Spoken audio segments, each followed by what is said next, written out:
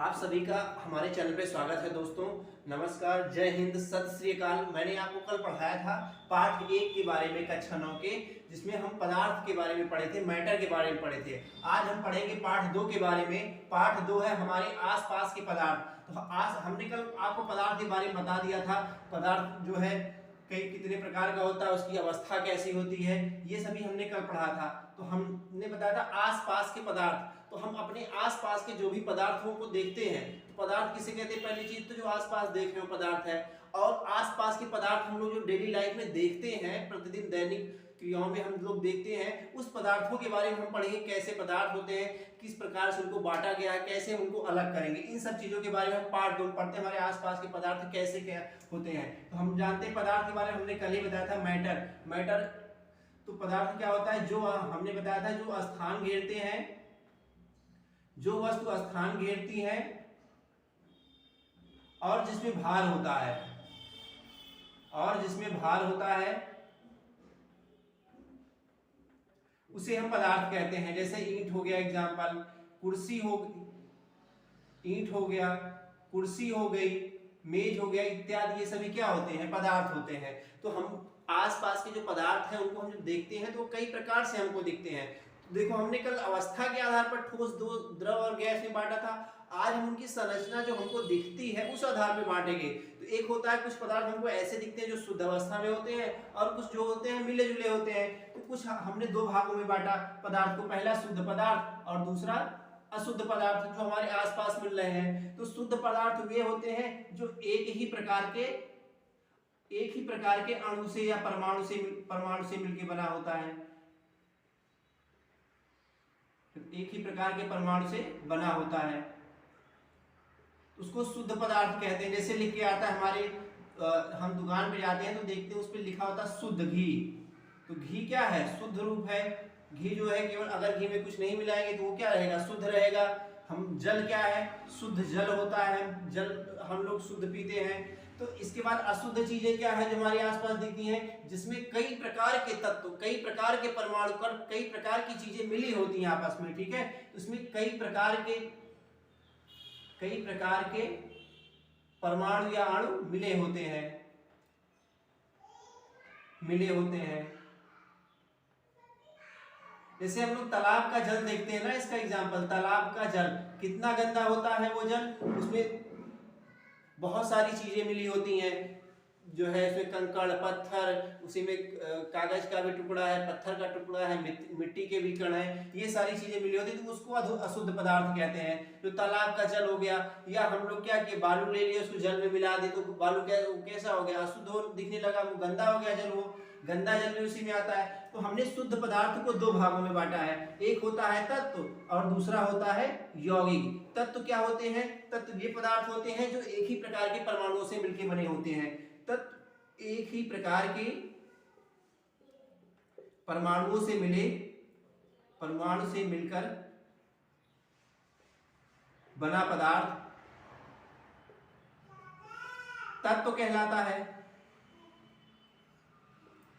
जैसे हम तत्व के बारे में जानते हैं, सोडियम तत्व है, मैग्नीशियम तत्व है, कार्बन तत्व है, आयरन तत्व है। ये सभी क्या है? एक ही प्रकार के इसमें जो है परमाणु मिले होते हैं। तो इन सभी को क्या बोलते हैं? हम तत्व कहते हैं। और यौगिक किसे कहते हैं? यौगिक में क्या होता है? 2 या 2 से अधिक पदार्थ जब निश्चित अनुपात में मिलते हैं, तो उनका अनुपात, जैसे हम लोग क्या घर पे सफर बनाते, मेहमान आता है तो उसमें हम क्या करते हैं, अगर हम 1 गिलास पानी लिए हैं तो उसमें 2 चम्मच 3 चम्मच चीनी डालते हैं। तो चीनी की मात्रा फिक्स होती है, क्योंकि अगर हम कम डालेंगे तो उसका स्वाद नहीं मिलेगा, ज्यादा डाल देंगे तब भी स्वाद नहीं मिलेगा। वो एक निश्चित अनुपात में हम लोग डालते हैं। चाय बनाते हैं, एक निश्चित अनुपात में कई सारे अवयवों को हम आपस में मिला देते हैं, तो वो क्या कहलाता है? अवयव। तो जब हम दो या दो से अधिक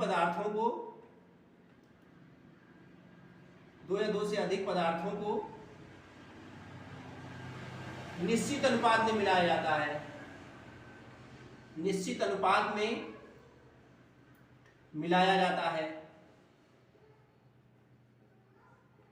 तो उसे क्या कहते हैं? यौगिक कहते हैं। जैसे जल हो गया, जल में 2 तत्व मिले हैं, एक हाइड्रोजन मिला है और एक ऑक्सीजन मिला है। अगर हाइड्रोजन का 1 भाग है तो ऑक्सीजन का 8 होता है, क्योंकि जल में हाइड्रोजन और ऑक्सीजन का अनुपात 1:8 8 होता है, 1:8 होता है, ठीक है। तो ये क्या होता है, एक अनुपात में मिलकर बनाया जाता है, उसे यौगिक कहते हैं। और देखो हम पहले इसके बारे में पढ़ लेते हैं, तत्व और यौगिक के बारे में, फिर हम उस साइड में मिक्सचर वाले में चलेंगे, ठीक है।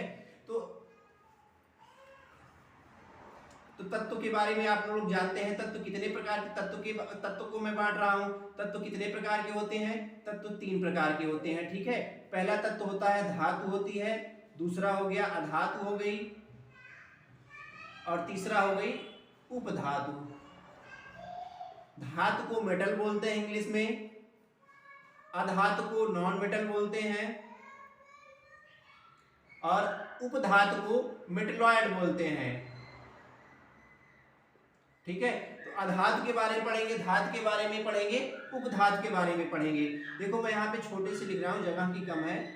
धातु, अधातु और उपधातु।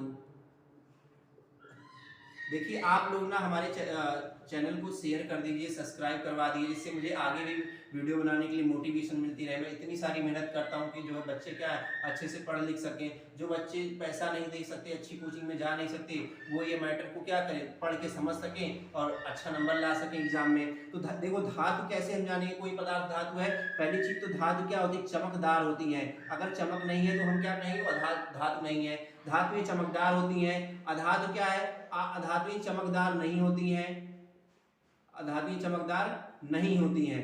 दूसरा, धातुओं में जैसे धातु क्या होती है, ये कठोर होती है, धातु कठोर होती है। अधातु जो होती है ये मुलायम होती है, ठीक है। अभी हम धातु की बाद में बात करेंगे। तीसरा, धातु कैसी होती है, ठोस अवस्था में होती है, और अधातु क्या होती है, द्रव या गैस अवस्था में होती है। अधातुओं में चौथा, अधातुओं में अघातवर्धनीयता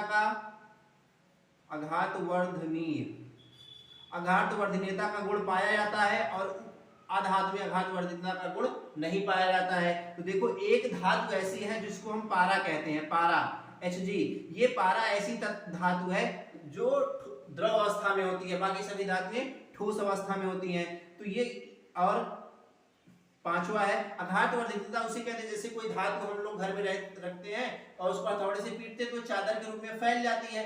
ये फैलने, कोई भी धातु है वो जो फैलने का गुण होता है पीटने पर, उस गुण को अघातवर्धनीयता कहते हैं। तो ऐसा जो है तत्वों में जो धातुएं होती हैं उसमें पाया जाता है, मेटल्स में ऐसा। इसमें तन्यता का गुण होता है। अगर हम धातुओं को पकड़कर खींचते हैं, चांदी और एल्युमिनियम जैसे, तांबे जैसे धातुओं को हम खींचेंगे तो वो तार के रूप में फैल जाते हैं, और तार के रूप में फैलने का जो गुण होता है वो तन्यता कहलाता है।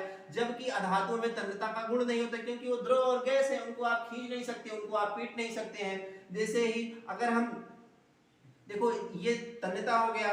फिर अब हम उपधातु की बात करते हैं। उपधातु के जो गुण होते हैं, धातु और अधातु दोनों के बीच में मिलते हैं। ना उसे आप धातु कह सकते हैं, ना उसे अधातु कह सकते हैं, दोनों के गुण इसमें बीच में रहते हैं। आगे मैं बात कर रहा हूं, जैसे धातुओं को क्या होता है, पीटने पर सोनोरस होती हैं, ये आवाज उत्पन्न करती हैं, और ये अधातुएं आवाज नहीं उत्पन्न करती हैं। 5 हो गए, छठा था ये, ठीक है।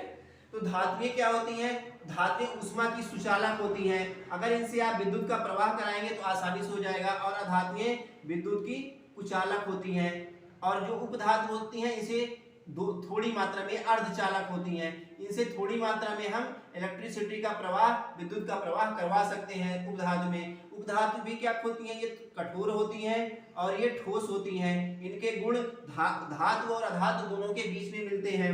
और जैसे कोई सी धातु का एग्जाम्पल हो गया, सोडियम धातु है, मैग्नीशियम धातु है, एल्युमिनियम धातु है, कॉपर धातु है, चांदी धातु, ये धातु हो गई।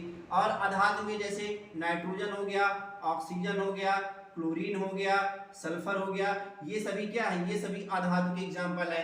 हमारी आवर्त सारणी में 7 धातुएं ऐसी उपधातुएं पाई जाती हैं, जिसमें सिलिकॉन आता है, जर्मेनियम आता है और आर्सेनिक, ये सभी आते हैं। तो ये सभी क्या है, उपधातु का प्रयोग हम लोग मोबाइल की जो चिप्स होती है, मेमोरी, उसमें भी करते हैं, ठीक है। ये अर्धचालक होता है, इससे थोड़ा विद्युत का प्रवाह हो सकता है। तो ये हमने पढ़ा धातु और अधातुओं के बारे में। हम लोग जानते हैं अब यौगिक के, ये कंपाउंड हमने पढ़ा यौगिक ना। तो यौगिक से संबंधित बुक में 2 नियम दिए गए हैं। एक दिया गया है स्थिर अनुपात का नियम, स्थिर अनुपात का नियम,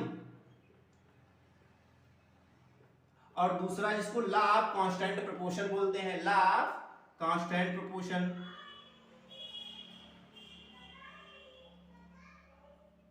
और दूसरा है द्रव्यमान संरक्षण का नियम,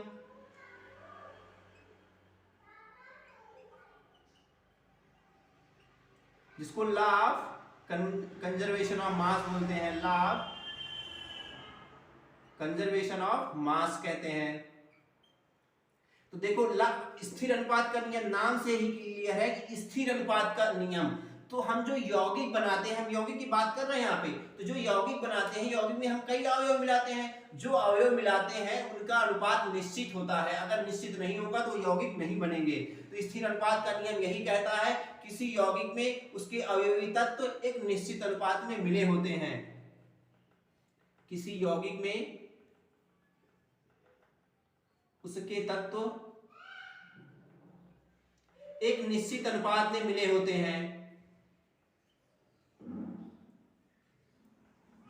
निश्चित अनुपात में मिले होते हैं, जिसमें आपको जैसे H2O हो गया, इसमें हाइड्रोजन का 1 अनुपात है तो ऑक्सीजन का क्या है 8 है, तो ये 1:8, 1:8 का जो है जो एक निश्चित अनुपात है, यही क्या बनाता है ऑक्सीजन। ठीक है, तो इसी प्रकार ये क्या होता है, ये स्थिर अनुपात का नियम हो गया, जिसमें कोई भी तत्व अवयव क्या करते हैं, तत्व क्या होते हैं अवयौगिक बनाते हैं और निश्चित अनुपात में मिले होते हैं। ठीक है, तो जैसे इसमें H2O हो गया, जल हो गया, और भी आप एग्जांपल ले सकते हैं, जैसे सल्फ HCl ले लिया, इसमें हाइड्रोजन का 1 है, क्लोरीन का 1 है, तो 1:1 में जो है ये बनाता है। ठीक है, और भी ऐसे तत्व होते हैं। तो इसके बाद हम द्रव्यमान संरक्षण का नियम पढ़ते हैं। हमने कंजर्वेशन ऑफ मास पढ़ा है, ऊर्जा संरक्षण का नियम पढ़ा है कि ऊर्जा ना तो नष्ट होती है ना तो बनाई जा सकती है, केवल इसे चेंज कर सकते हैं, ट्रांसफर कर सकते हैं एक अवस्था से दूसरी अवस्था में। उसी तरह द्रव्यमान संरक्षण का नियम है, इसमें हम जो द्रव्यमान होता है, द्रव्यमान को ना तो उत्पन्न किया जा सकता है,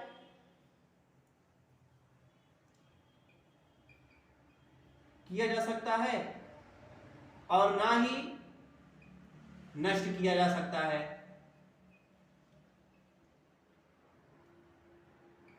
केवल हम क्या कर सकते हैं, द्रव्यमान को बदल सकते हैं। अगर हम 5 ग्राम की चीजें लेकर 10 ग्राम की चीजें लेकर अक्रिया करा रहे हैं, तो अक्रिया के बाद वो 5 ग्राम 10 ग्राम की ही हमें मिलेगी। ठीक है, तो ये स्थिर अनुपात का नियम हो गया, ये द्रव्यमान संरक्षण का नियम हो गया। दोनों जो है बहुत इंपॉर्टेंट है और लगभग एग्जाम में ये पूछे जाते रहते हैं, बहुत इंपॉर्टेंट चीजें हैं ये यौगिक से संबंधित। ठीक है, इसके बाद मैं अब आपको मिश्रण पे ले चलता हूं।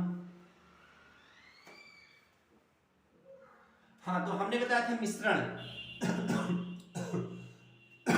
मेरी तबीयत थोड़ी सी खराब है, बुखार है मुझको कल से, तो मैं ज्यादा तेज नहीं बोल पा रहा हूँ इस वजह से।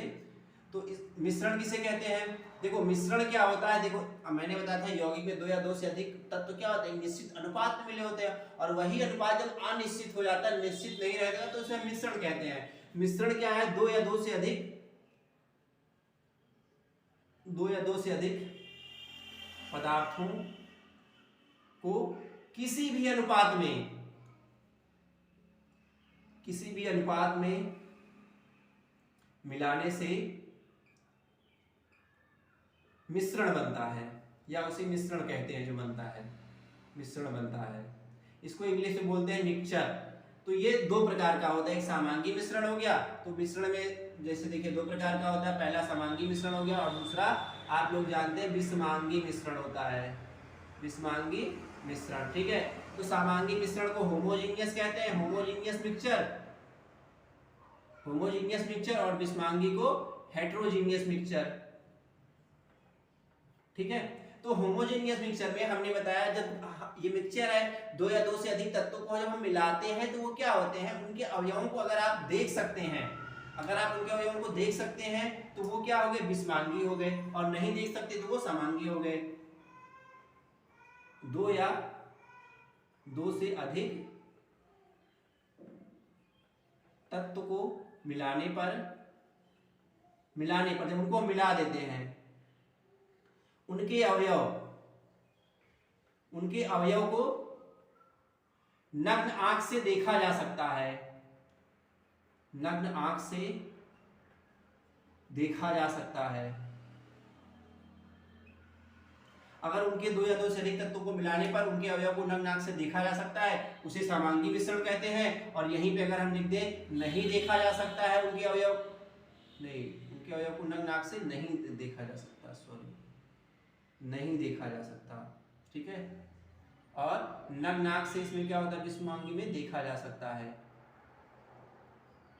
नग्न आंख से देखा जा सकता है, ठीक है। तो दो जब जैसे हमने बताया कि आप इसमें ले लीजिए चीनी ले लीजिए और पानी ले लीजिए, दोनों को मिलाकर आप क्या बना दीजिए, शरबत बना दीजिए। और आप शरबत की क्या आप शरबत के अवयव को देख सकते हैं, नहीं देख सकते, तो वो कौन सा मिश्रण हो गया, वो समांगी मिश्रण हो गया। आप जल ले लीजिए और जल में आप रेत मिला दीजिए, आपको जब देखेंगे ध्यान से तो जल में रेत के कण जो है इधर उधर दौड़ते हुए चलते हुए दिखेंगे, तब आप बता सकते हैं कि नहीं ये क्या है, ये विषमांगी मिश्रण है, ठीक है, जिसमें अवयव को देख सकते हैं जिसमें नहीं देख सकते, ठीक है। तो समांगी विषमांगी मिश्रण हो गया। अब हम इसमें जो समांगी मिश्रण है इसके पदार्थों को तीन भाग में बांटा गया है, इसी से निकल के आता है विलयन, इसी से क्या निकल के आता है, समांगी मिश्रण से विलयन निकल के आता है। देखो इसी समांगी मिश्रण से क्या निकल के आता है, विलयन, इसको इंग्लिश में बोलते हैं सॉल्यूशन, इसको इंग्लिश में सॉल्यूशन कहते हैं। तो विलयन क्या होता है, विलयन दो पदार्थ से मिलकर बनाया जाता है, विलेय और विलायक। हम लोग जानते हैं विलयन क्या है, जब दो या दो से अधिक पदार्थ, विलयन दो या दो से अधिक पदार्थों का एक समांगी मिश्रण होता है, इसकी परिभाषा यही होती है, दो या दो से अधिक पदार्थों का समांगी मिश्रण होता है, समांगी मिश्रण उसे विलयन कहते हैं। और विलयन दो पदार्थ से मिलकर बना होता है, एक विलेय होता है और एक विलायक, विलेय और विलायक बराबर विलयन हो गया। तो विलेय को बोलते हैं सॉल्यूट और विलायक को बोलते हैं सॉल्यूटेंट, ठीक है, और इसको सॉल्यूशन बोलते हैं। तो जो कम मात्रा में होता है, कम किसी विलयन में जो पदार्थ कम मात्रा में होता है उसे जो है विलेय कहते हैं, जो ज्यादा मात्रा में होता है या अधिक मात्रा में जो होता है उसे क्या कहते हैं, उसे विलायक कहते हैं, ठीक है। जो किसी विलय में जो कम मात्रा में होता है उसे विलेय कहते हैं, जो अधिक मात्रा में होता है उसे विलायक कहते हैं, ठीक है। तो जैसे हमने नींबू और जैसे हमने चीनी नींबू ले लिया और नींबू और हम जल लिए, तो ठीक है, नींबू जल में डालते तो नींबू कम मात्रा में होता है, जल ज्यादा मात्रा में होता है, तो नींबू क्या हो गया, नींबू विलायक हो गया, और जल क्या हो गया, नहीं नींबू जो है विलेय हो गया। जैसे नींबू और जल को मिलाते हैं, ठीक है, तो इसमें नींबू क्या है, नींबू जो है ये विलेय है और जल क्या है, जल विलायक है, ठीक है। तो ये हमने आपको बताया कि समांगी मिश्रण के बारे में। अब समांगी मिश्रण में जो विलयन हमने पढ़ा ये तीन प्रकार का होता है, एक वास्तविक विलयन होता है, एक निलंबन होता है और एक कोलाइडल विलयन होता है। तीन प्रकार के विलयन होते हैं। अभी देखो इनके बारे में हम आपको बताते हैं अलग से। जैसे देखो विलयन ये तीन प्रकार के हो गए, एक हो गया वास्तविक विलयन, पहला प्रकार इसका वास्तविक विलयन, दूसरा हो गया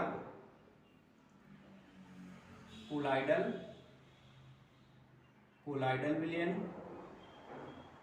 और तीसरा हो गया निलंबन,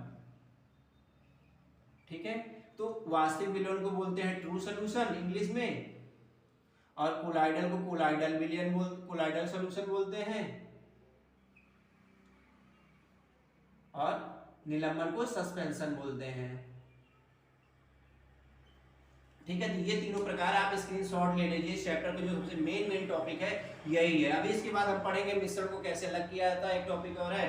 और आपके एग्जाम में दे देगा तत्व क्या होता है, यौगिक क्या होता है, यौगिक और मिश्रण में अंतर बताइए, ये क्वेश्चन बहुत पूछाता है। यौगिक और मिश्रण में आप अंतर बताइए, ये क्वेश्चन मोस्ट इंपॉर्टेंट है, आप लिख लीजिएगा, ठीक है।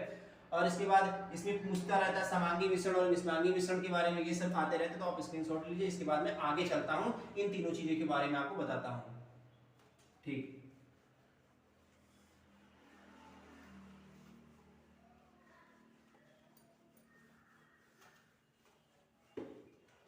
मैंने लिखा आपको वास्तविक विलयन, वास्तविक विलयन, फिर ठीक है इधर लिख रहे हैं कोलाइडल विलयन। देखिए वीडियो है ना काफी लंबा बनेगा क्योंकि चैप्टर बहुत इंपॉर्टेंट है आगे भी क्लासों के लिए और वैसे भी क्लासों के लिए बहुत इंपॉर्टेंट है, तो इसलिए लंबा बनेगा वीडियो और हो सकता है आपको मैं 2 पार्ट में इसे दूं। अगर ये लंबा बनता है तो मुझे 2 पार्ट में, क्योंकि अपलोड करने में बहुत समस्या आती है। तो पहला देखिए वास्तविक विलयन है। वास्तविक विलयन किसे कहते हैं? जिनके कण जिनके कण जिनके कणों का आकार जिनके कणों का आकार 10⁻⁹ मीटर से छोटा होता है। ठीक है,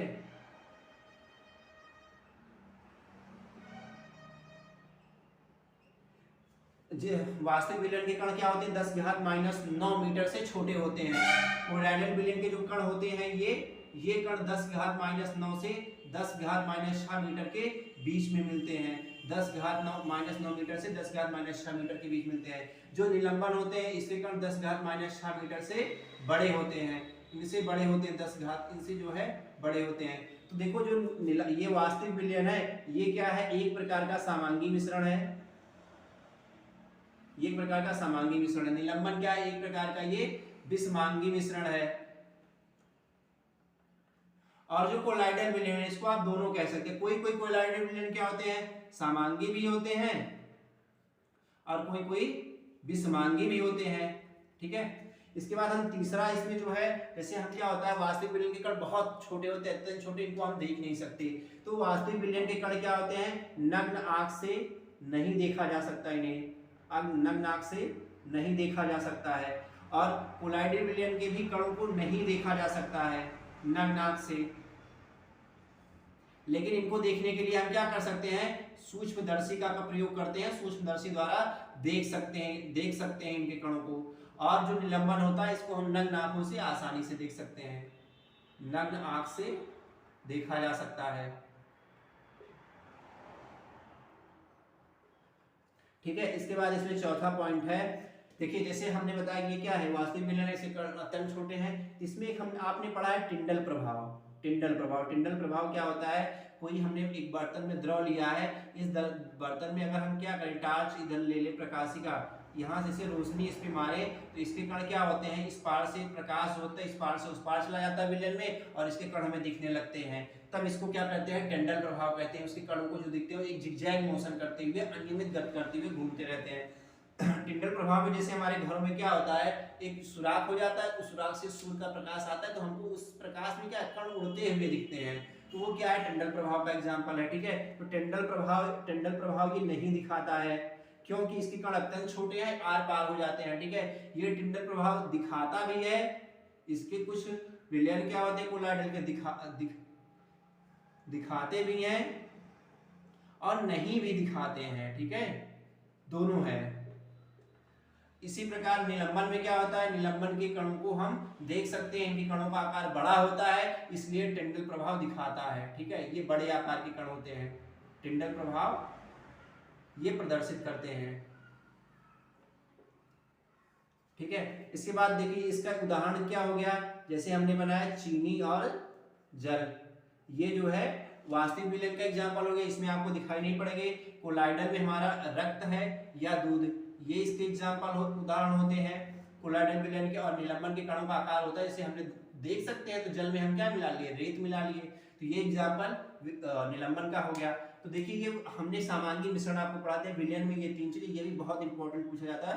तीनों का अंतर एग्जाम में दे देते हैं। ठीक है, आप किसी की परिभाषा भी ले सकते हैं, अंतर भी ले सकते हैं। तीनों मैंने आपको बताया, आप अच्छे से स्क्रीनशॉट लीजिए, कॉपी में इसको नोट करते चलिए। ठीक है, अब हम इसकी बात करेंगे। हमने आपको मिश्रण बना लिया, यौगिक बना लिए, विलयन बना लिए। अब इन सभी पदार्थों को हम किस प्रकार अलग करेंगे? ठीक है, अलग करने की इसमें कुछ विधियां हैं, उन विधियों के बारे में हम जानेंगे।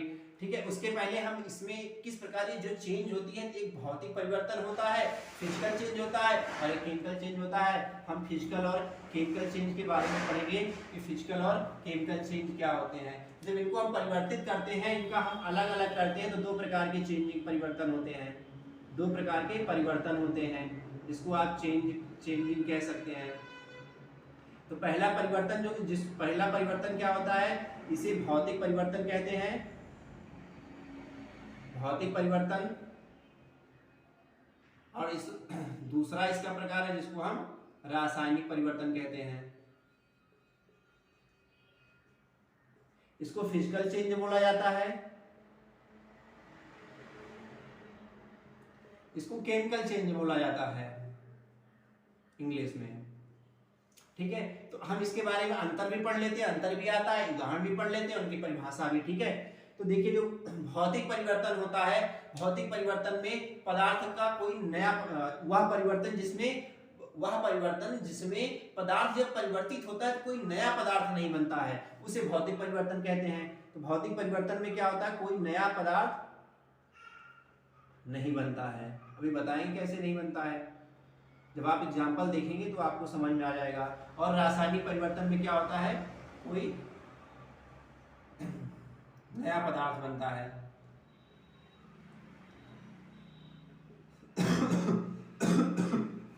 तो जो भौतिक परिवर्तन होता है इसमें हम पदार्थ के भौतिक गुण में परिवर्तन करते हैं, पदार्थ के भौतिक गुण में परिवर्तन करते हैं। भौतिक गुण कौन से होते हैं, उसका आकार हो गया, उसका आयतन हो गया। ठीक है, ये सभी भौतिक गुण आते हैं, घनत्व हो गया उसका। ठीक है, और इसमें क्या होता है, इसमें रासायनिक परिवर्तन में पदार्थ के रासायनिक गुणों में परिवर्तन होता है, पदार्थ के रासायनिक गुणों में परिवर्तन होता है, पदार्थ के रासायनिक गुणों में परिवर्तन होता है। रासायनिक गुण कौन से होते हैं, उसका रंग हो गया, ठीक है, उसका स्वाद हो गया, रंग हो गया, स्वाद हो गया, उसकी अवस्था हो गई। ठीक है, तो ये जब तीनों चीज, ये क्या होते हैं, ये रंग, स्वाद और अवस्था, ये रासायनिक चीजें हैं, रासायनिक गुण में परिवर्तन होता है। तीसरा, इसमें मैंने बताया नया पदार्थ नहीं बनता है। ठीक है, तो जैसे इसका एग्जाम्पल क्या हो गया, इसका उदाहरण होता है पेड़ को काटना, पेड़ का कटना। आप पेड़ काट देते हो, कटने के बाद लकड़ी लकड़ी रहती, बस सरते उसका कुंडा अलग हो जाता है, लेकिन वो अलग ही रहती, लकड़ी लकड़ी ही रहती है, नहीं लकड़ी बर्फ बन गई, ठीक है, या लकड़ी एरोप्लेन बन गई, तो लकड़ी क्या होती, लकड़ी रहती, पेड़ों को काटते हैं, पेड़ का कटना हो गया।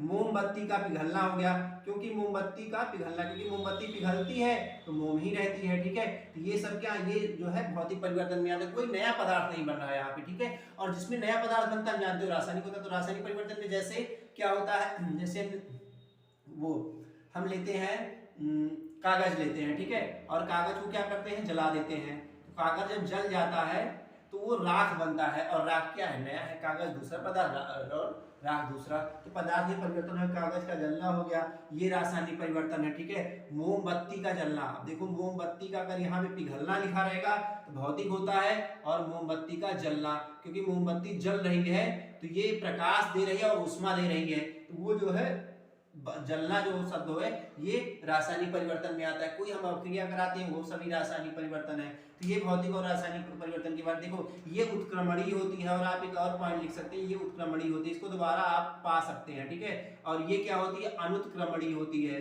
इसको आप दोबारा बना नहीं सकते। तो ये एक और 5 पॉइंट हो गए, अगर आप ये लिखते हैं एग्जाम में भौतिक और रासायनिक परिवर्तन के बारे में तो आपको पूरा नंबर मिलेगा। ठीक है, मुझे उम्मीद है समझ में आ गई होगी। इसके बाद में अब आगे कैसे बताऊंगा कौन कौन से प्रकार है पृथक्करण करने के, ठीक है, अलग अलग करने के। इन सभी को आप हमारे वीडियो को शुरू से लेकर लास्ट तक देखते रहिए, तभी आपको ये चैप्टर अच्छे से समझ में आएगा। ठीक है, तो इसके बाद हम पढ़ेंगे पृथक्करण के नियम, पृथक्करण करना। हमने जो यौगिक बनाए, हमने जो मिक्सचर बनाए, उसको हम पृथक कैसे करेंगे, उसको हम अलग कैसे करेंगे, सेपरेशन जिसको बोलते हैं, इंग्लिश में सेपरेशन बोलते हैं, अलग अलग करना। ठीक है, तो पहला इसमें 4-5 जो है रूल दिए गए हैं, किस प्रकार अलग किया जाता है, मैं उसको लिख दे रहा हूं जो आपकी किताब में दिया गया है। ठीक है, तो जिसमें पृथक्करण में पहला इसमें आता है वाष्पीकरण, दिया गया है आपकी बुक में, वाष्पीकरण जिसको बोलते हैं वेपराइजेशन। ठीक है, दूसरा इसमें का प्रकार जो इसमें दिया गया है वो दिया है अपकेंद्रीकरण। आपकी किताब का मैं बता रहा हूं पॉइंट, और कुछ नहीं है, बहुत इंपॉर्टेंट है ये सभी। अपकेंद्रीकरण, इनको सेंट्रीफ्यूगेशन बोलते हैं। ठीक है, सेंट्रीफ्यूगेशन बोलते हैं, ये अपकेंद्रीकरण हो गया। इसके बाद एक होता है पृथक्करण कीप द्वारा, एक कीप लेते हैं उसको पृथक करते हैं, तो पृथक्करण कीप द्वारा अगला है पृथक्करण कीप द्वारा, इसको फनल बोलते हैं, इंग्लिश में फनल कीप आती है, फनल कीप आती है, उस कीप द्वारा इसको पृथक किया जाता है, पृथक्करण कीप द्वारा।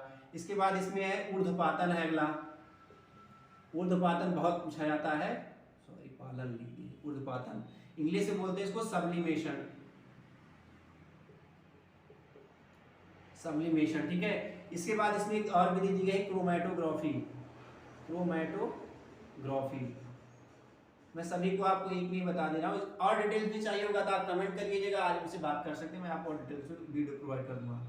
क्रोमैटोग्राफी, इसको इंग्लिश में भी क्रोमैटोग्राफी बोलते हैं, ठीक है। ये क्रोमैटोग्राफी हो गई। इसके बाद इसमें एक है आसवन विधि है, छठा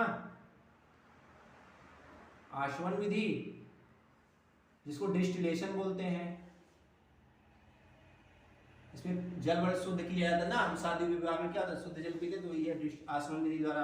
एक सातवां विधि और दी गई है आपकी बुक में, जिसे कहते हैं क्रिस्टलीकरण, क्रिस्टलीकरण, क्रिस्टलाइजेशन बोलते हैं, ठीक है। ये 7 विधियों के बारे में, इन 7 विधियों के बारे में दिया गया है और बहुत इंपॉर्टेंट है ये 7 विधियों। हम बारी बारी से थोड़ा थोड़ा सभी के बारे में जान लेते हैं, ठीक है। तो इसमें सबसे पहला वाष्पीकरण है। हम जानते हैं वाष्पीकरण कब होता है, जब कोई दो पदार्थ मिले हों, और जैसे वाष्पीकरण में हम क्या करते हैं, इसको गर्म करते हैं, गर्म करते हैं तो क्या होता है, एक पदार्थ वाष्प बन के उड़ जाता है, और दूसरा पदार्थ, जैसे हमने रंग था, रंग को हमने जल में मिलाया पानी में, इसका एग्जांपल, ठीक है। तो रंग क्या होगा, गर्म करेंगे, उसके बाद इनको गर्म करेंगे तो रंग जो है रंग बचा रहेगा नीचे, और जल वाष्प बन के उड़ जाएगा। तो जल को अलग कर लिए, रंग को अलग कर लिए, ये विधि वाष्पीकरण कहलाती है। तो इसमें क्या करते हैं हम, इसमें रंग और जल को मिलाया जाता है, दो पदार्थ जो घुलनशील हो, इसमें घुलनशील पदार्थों को अलग किया जाता है, घुलनशील पदार्थ को इसमें अलग किया जाता है इससे, ठीक है। इसमें क्या करते हैं, वाष्पीकरण करते हैं, हम पदार्थ को गर्म करते हैं, मिश्रण को गर्म करते हैं, और भाप बन के उड़ने की जो प्रक्रिया होती है दूसरे पदार्थ के, वाष्पीकरण कहलाती है। इसके बाद अपकेंद्रीकरण है। अपकेंद्रीकरण में हम क्या करते हैं, जैसे हम लोग दूध से मक्खन निकालते हैं, दूध से मक्खन, ये मशीन आती है, और हम लोग क्या करते हैं, वॉशिंग मशीन हमारे घर में आती है, वॉशिंग मशीन। तो ये सभी किस पे आधारित है, ये सभी अपकेंद्रीकरण विधि पे आधारित है, क्योंकि इसमें एक भारी कण होता है और एक हल्का कण होता है, हल्का कण होता है और भारी कण होता है। तो जो हम ये क्या करता है, ये मथता है, जब घुमाता है इसमें, तो जो हल्का कण होता है ऊपर आ जाएगा, जो अशुद्धि होगी, जो क्रीम होगी वो ऊपर आ जाएगी, भारी कण जल जो है नीचे बैठ जाएगा, हम उसको छान लेते हैं, अलग कर लेते हैं। तो हल्का कण क्या हो जाता है, ऊपर आ जाता है, और भारी कण नीचे बैठ जाता है, ठीक है। तो ये विधि पूरी कहलाती है अपकेंद्रीकरण विधि, ठीक। इसके बाद है पृथक्करण की द्वारा। हम पृथक्करण की में दो अघुलनशील द्रव को पृथक करते हैं। जैसे हमने जल में मिला दिया तेल, तो तेल क्या होता है, ये तेल हल्का होता है, और कुछ लोग कहेंगे भारी होता है, भारी नहीं, तेल हल्का होता है। और जल क्या होता है, भारी होता है। तो हल्का जो है, ये जो ऐसे कीप लगी होगी, ऐसे होती है, तो इसी में हम भर देते हैं इन दोनों को। तो जब जो भारी हल्का होगा वो क्या होगा, ऊपर होगा तेल, यहाँ पे तेल होगा, और जल नीचे होगा, यहाँ कीप लगा करके एक नए बर्तन में इसको हम इकट्ठा कर लेते हैं, द्रव को नीचे से खोलकर, और ऊपर जो है हल्का कण ऊपर बैठा रहेगा। इस प्रकार हम दोनों को, ये कीप है, इस कीप के द्वारा जो है पृथक्करण कीप के द्वारा हम अलग कर लेते हैं, ठीक है। इसमें अघुलनशील द्रव को अलग किया, जैसे जल और तेल भारी और हल्के होते हैं इस वजह से, ठीक है। इसके बाद है ऊर्ध्वपातन। ऊर्ध्वपातन विधि मैंने कल ही बताया था, जब कोई ठोस क्या होता है, सीधे गैस अवस्था में बदल जाता है बिना द्रव में आए हुए, उसे ऊर्ध्वपातन कहते हैं। ऊर्ध्वपातन में क्या होता है, जैसे हमने अमोनियम क्लोराइड ले लिया, इसको नमक के साथ मिला दिए। अमोनियम क्लोराइड ऐसा ठोस है, एक ठोस होता है, सफेद सफेद दोनों होते हैं, आप पहचान नहीं कर सकते। तो अमोनियम क्लोराइड वाष्प बन के उड़ जाएगा और नमक आपका मिला रहेगा, तो ये विधि ऊर्ध्वपातन कहलाती है, ठीक है। इसके बाद क्रोमैटोग्राफी है। क्रोमैटोग्राफी विधि का प्रयोग रंगों को पृथक करने के लिए किए जाते हैं। कई सारे रंगों को पृथक करने के लिए किया जाता है। आप 2 या 2 से 3 रंगों को मिला देते हैं, तो उसके बाद उसको क्रोमैटोग्राफी विधि, एक पेपर आता है, उसके द्वारा हम आप रंगों को अलग कर सकते हैं। जैसे हमने काले रंग में हमने डाई मिलाई है, ठीक है। तो डाई को पृथक करने के लिए क्रोमैटोग्राफी विधि का प्रयोग किया जाता है। आसवन विधि है। आसवन विधि आसवन विधि है। आसवन विधि में हम क्या करते हैं, दो घुलनशील जो अघुलनशील द्रव को या किसी चीज को शुद्ध करने के लिए प्रयोग किया जाता है, शुद्ध करने के लिए प्रयोग किया जाता है, घुलनशील के लिए। इसमें हम क्या करते हैं, दो घुलनशील द्रव लेते हैं और जो घुलनशील द्रव होता है उसमें हम एक नली में रख लेते हैं, एक ट्यूब में रख लेते हैं और उसको गर्म करते हैं, कुछ क्वथनांक तक ले जाते हैं, एक वाला वाष्पित हो जाता है, दूसरे बीकर में उसको इकट्ठा कर लेते हैं। किताब में इसके चित्र दिए गए हैं, मैं आपको चित्र दे भी दूंगा, ठीक है। इसके बाद इसमें हम जल को क्या करते हैं, शुद्ध करने के लिए आसवन विधि का प्रयोग किया जाता है। एक क्रिस्टलीकरण है, क्रिस्टलीकरण विधि से क्या करते हैं, नमक बनाया जाता है। नमक बनाया जाता है कैसे, हम समुद्र के किनारे किनारे क्यारियां बना देते हैं और उसमें समुद्र का जल आता है, भर जाता है, फिर जब सूर्य की तेज धूप पड़ती है तो वो जल क्या होता है, भाप बन करके उड़ जाता है, और जब भाप बन के उड़ जाता है नीचे क्रिस्टल के रूप में नमक बना रहता है। उस नमक को क्या बोलते हैं, क्रिस्टल है, क्रिस्टल के फॉर्म में रहता है। वो प्रक्रिया क्रिस्टलीकरण कहलाती है। क्रिस्टलीकरण प्रक्रिया गर्म करके किसी वस्तु को अपनाई जाती है, ठीक है। तो उसमें नीचे क्रिस्टल के रूप में थोड़ा ठोस अवस्था में हमको प्राप्त होता है, ठीक है। और डिटेल्स में आप चाहिए होगा आप कमेंट बॉक्स में कमेंट कर सकते हैं, मैं आपको जरूर दूंगा। पूरा वीडियो देखने के लिए आपको बहुत बहुत धन्यवाद। ये पूरे चैप्टर के बारे में हमने आपको कंप्लीट जानकारी दी हुई है। Thank you so much.